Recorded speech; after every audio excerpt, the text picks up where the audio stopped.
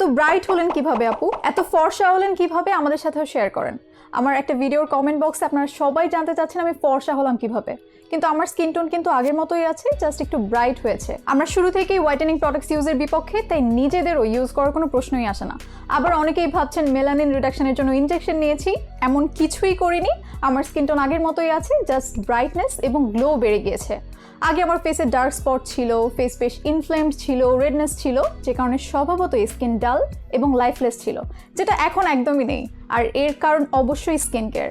যারা হোয়াইটেনিং প্রোডাক্টের রেকমেন্ডেশন চাচ্ছেন তাদেরও আমরা একটা কথাই বলছি, বেসিক স্কিন কেয়ার মেনটেন করুন। স্কিন হেলদি হলে ব্রাইটও দেখাবে।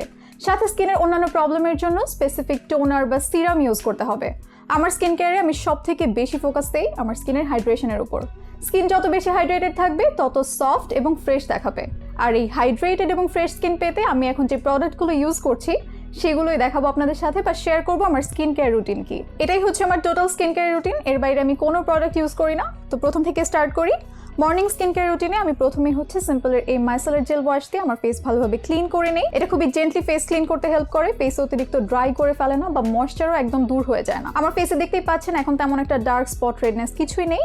স্টিল আমি ব্রাইটনেসের জন্য একটা সিরাম ইউজ করি, সেটা হচ্ছে গুটালের এই vitamin C dark spot correcting serum. এটা স্কিন ব্রাইটেন করার পাশাপাশি ডার্ক স্পট রিমুভ করতেও দারুণ হেল্প করে। এরপর আমি ইউজ করি কোজারেক্সের advanced snail 92 all in one cream. এটা স্কিন ময়েশ্চারাইজ করার পাশাপাশি সফট এবং গ্লোই করতেও হেল্প করে। এবং লাস্টলি সান প্রোটেকশনের জন্য আমি ইউজ করি ইজেন্ট্রিয়ের এই হাইলুরনিক অ্যাসিড ওয়াটারি সানজেল। এটা একদমই হোয়াইট কাস্ট দেয় না, খুবই সুন্দরভাবে স্কিনের সাথে মিশে যায়, আবার স্কিন একটা গ্লো দেয়। So morning skin care routine আমি মাত্র এই 4টা প্রোডাক্ট ইউজ করি, খুবই সিম্পল।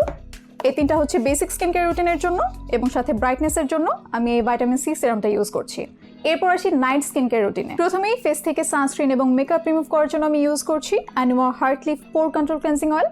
এর আগে হচ্ছে আমি জিরো ক্লেন্সিং বামটা ইউজ করতাম, খুবই রিসেন্টলি আমি এটা ইউজ করা স্টার্ট করেছি। আর এটা হচ্ছে পোর ক্লিন করতেও কিন্তু হেল্প করে। তো প্রথমেই হচ্ছে আমি এটা দিয়ে আমার মেকআপ ক্লিন করে নিই, সাথে সানস্ক্রিনও। এরপর আমি সিম্পলের এই সেম ফেস ওয়াশটা দিয়ে আমার ফেস ক্লিন করে নিই। তারপর যেটা ইউজ করি সেটা হচ্ছে কোজারেক্সের অ্যাডভান্সড স্নেল 96 মিউসিন পাওয়ার এসেন্স। এটাও স্কিনে হাইড্রেশন প্রোভাইড করে এবং স্কিনকে সফট ও গ্লোই করতে হেল্প করে। এবং লাস্টলি কোজারেক্সের এই advanced snail 92 all in one cream দিয়ে আমি আমার স্কিন ময়েশ্চারাইজ করে নিই। সো নাইট টাইম স্কিন কেয়ারেও আমি মাত্র 4টা প্রোডাক্টই ইউজ করছি। সো খুবই ডিফিকাল্ট বা অনেক বেশি প্রোডাক্ট ইউজ করছি এমন না, যেটা আমার স্কিনের জন্য খুবই প্রয়োজন সেই অনুযায়ী আমি প্রোডাক্ট ইউজ করছি। আর আমার যেহেতু একনে প্রোন স্কিন বা আগে অনেক একনে ছিল ফেসে, একনে যাতে ব্যাক না করে আবার আমার ফেসে, এজন্য হচ্ছে আমি সেরাভের এই রিনিউইং এসে ক্লেন্সার দিয়ে সপ্তাহে 2 দিন আমার ফেস ক্লিন করি। এটা আমার পোর্স ক্লিন রাখবে, যে কারণে একনে ব্যাক করার চান্সটা অনেক কমে যাবে। সো এটা সপ্তাহে 2 দিন ইউজ করছি এবং বাকি দিন আমি এই প্রোডাক্টগুলো ইউজ করছি।